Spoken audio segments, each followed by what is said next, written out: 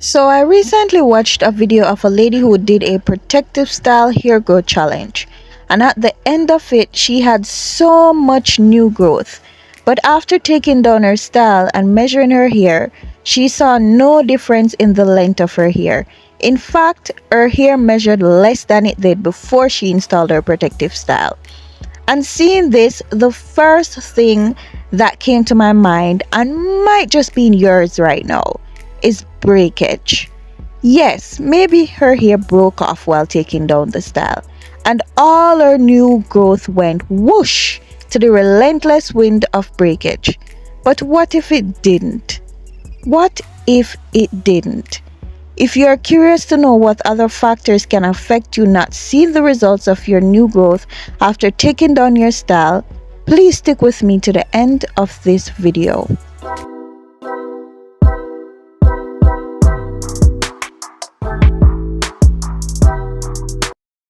Apart from breakage, which we all know is very much possible, another big factor to consider is shrinkage. Shrinkage can be so unpredictable, and I think that's why we tend to forget just how much power it has over our kinks and our coils.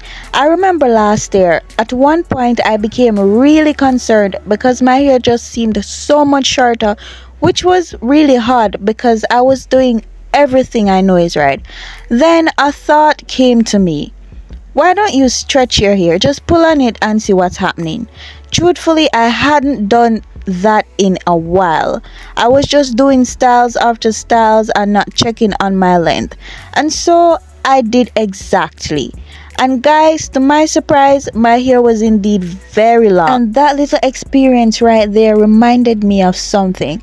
It reminded me of the fact that the healthier your hair becomes, the more it will shrink. I was doing protein treatments after protein treatments, and my hair was getting stronger and healthier, and shrinkage had me fooled. But thankfully I got a chance to have the last laugh. And so I always want you to remember this sneaky little magician. Yes, shrinkage to me is like a magician. She plays tricks on you and make you think that your hair is not growing, make you think that your hair is short when it's not. Don't forget also that moisture causes shrinkage. So if you stretched your hair before doing your protective style, once you're moisturizing in your protective style, it will shrink. In addition to that, using a comb before installing your protective style, then finger detangling after takedown can cause your hair to measure the same or less.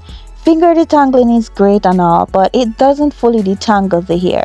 It's more like a partial detangle that's focused mostly on getting out shed hair and larger knots. It doesn't leave the hair fully elongated or stretches all of the hair, so your hair can seem shorter and even thinner at the ends too, because some hair is still shrunken. As a result, to really know if your hair grew or not, you would have to do the same things you did before doing your protective style. So if it was that you used a comb to detangle your hair before you put in your protective style, or you stretched your hair, you will have to do the same after takedown in order to get a accurate measurement.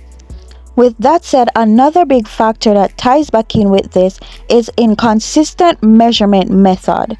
I must admit that using a tape measure to measure my hair is one of the most difficult and unnatural feeling kind of experience. I don't even know if that came out right, but let me explain to you. So I'll be trying to hold the tape one place, but it keeps shifting to another place and even snagging on my hair.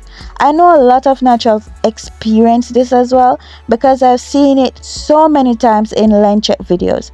But did you know that this can affect your measurement? If when you first measured your hair, you held the tape at your roots like this, holding it further down the second time you measure your hair will make the measurement inaccurate. So you have to try and measure it at the same point each time. It's the same with pulling on your hair. If you pulled all the hair the first time but pulled some and kept some back like this, the measurement will be different. Whatever you do the first time, you'll have to repeat it the second time to truly know. The third factor is cutting your hair by mistake. This one only applies if you do protective styles with added hair. It has happened before to others and it can happen to anyone. Mistakes are inevitable.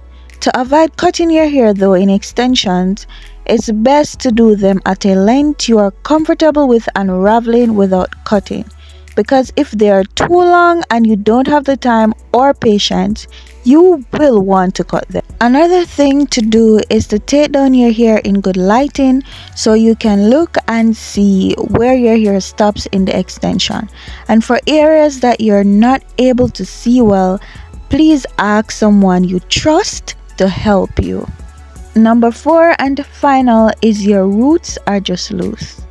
It's easy to confuse loose roots with new growth because there's not really a sure way to tell. But this is what I will say. If you know for sure that your hair grows 0.5 inches in 4 weeks, if in week 2 or week 3 your hair is like this, it's kind of obvious your roots are loose.